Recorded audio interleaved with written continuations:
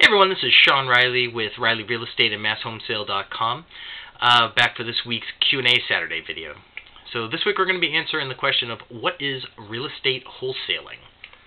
Real estate wholesaling is, it's similar in concept to the wholesaling of retail products.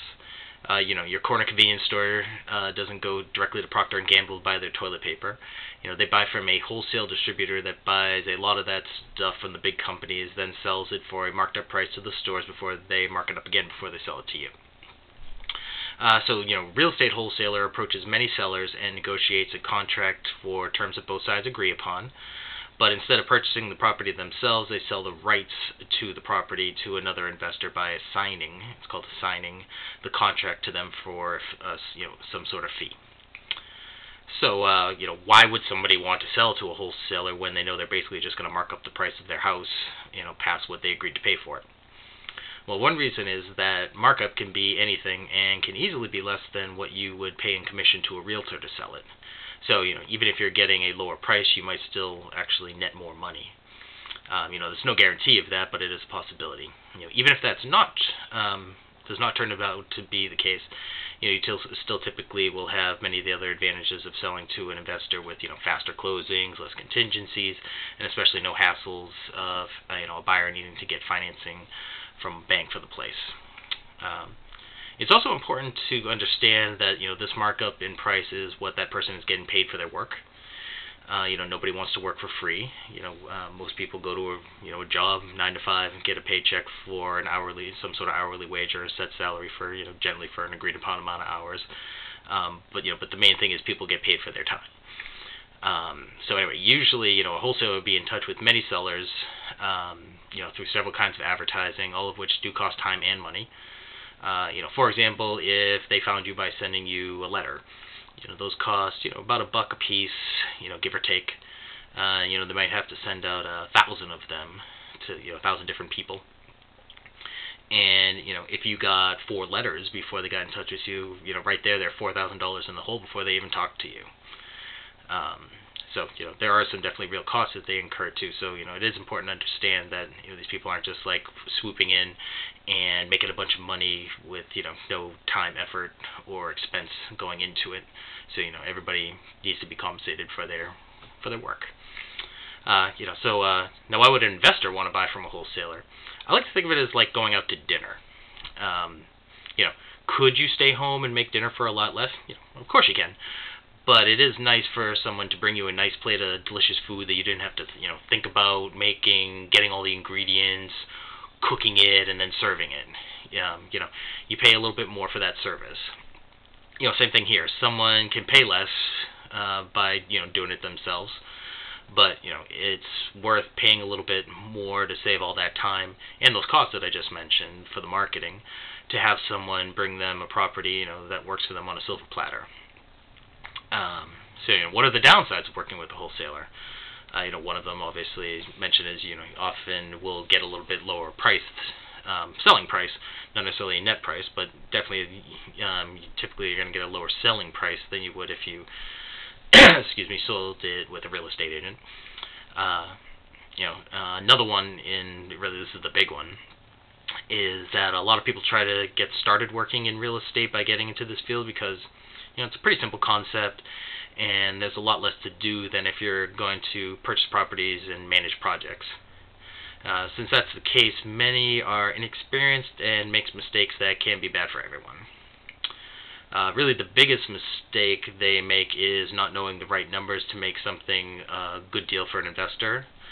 So, what they'll do is they'll offer you too much for your house. Now, at first, that doesn't sound like a bad thing, right? You get a higher price than what, another investor might have, offered you.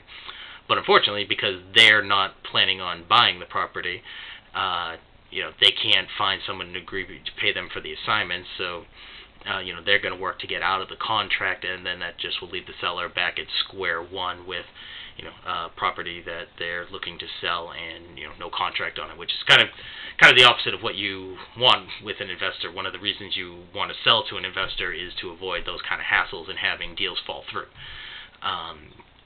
that's something that's a danger for retail sale, and that's one of the benefits of working with investors for that not to happen. So that is something that can happen with a wholesaler who doesn't know what they're doing. So that's definitely a disadvantage. In my opinion, the best wholesalers that I've ever seen aren't really wholesalers. So what I mean by that is that when you have people that are looking for properties with the intention of actually buying them themselves, but for some reason don't want to buy that particular one, sometimes somebody could get a lead in an area that they don't really work in, or they might have so many projects going on right now they don't have the capacity to handle another one, or they might have very strict criteria of the kind of things they want to work with. Some people are like, I only want to work with 3-bedroom, 2-bathroom colonials, but then they get a lead for a 2-1 ranch. That looks pretty good, but it's not something that they work on. So what they do is, they have other colleagues that they know will work on these projects that might not work for them, or like I said, if they're overburdened, and they get in touch with them. They wholesale it to those people. It's great. They get the other people get an easy deal that works good for them. The original person gets a small fee for their time and effort, and the seller gets to sell their house fast and easy as you want to if you're working with investors. We don't typically wholesale properties, but as we want to work on expanding our portfolio, or we want to do the rehabs and do the resells on our own. So, we're more likely to buy from a wholesaler than sell wholesale. But, we have. We have done it in the past when we have been near capacity for the number of concurrent projects that we can work on at the same time. And, something came up that looked like a good deal, but we had a lot going on, and it was like, on the fringe of the areas we work in. Doesn't happen much, and hasn't happened in a while. But, it can happen, but we would be those kind of, myself knows what a good deal is, and would be able to, ensure that it would sell very quickly to somebody else. And to be honest, if I had something under contract, and, I thought maybe I'd try to wholesale it, and for some reason I couldn't find somebody to do it, but I still thought it was a good deal, I would buy it myself, even if, had these other problems, we'd make it work. So that's the difference between an investor who sometimes wholesales and somebody who's a wholesaler and maybe makes a bad deal. So anyway, that is a very brief overview on what real estate wholesaling is. This is a really big topic, and I encourage anyone that wants to learn more about it to Google it and read up on it. I will be more than happy to answer any questions from anyone.